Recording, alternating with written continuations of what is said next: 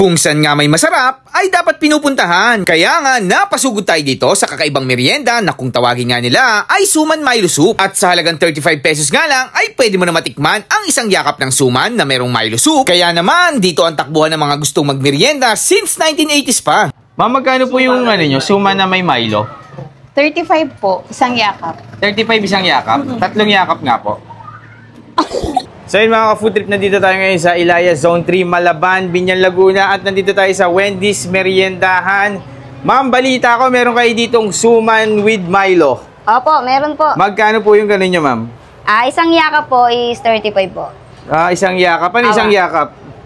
Pwedeng, yakapin niyo ako, ma'am, gano'n? Ay, hindi ka ko eh. Hindi, yung isang tali po. Isang tali. Opo. Dalawa ko. Alam ko may free yakap eh. Sige nga, pa-order nga, ma'am, ng isa. Yun, tinanggal ni ma'am yung no? Dalawang na siya.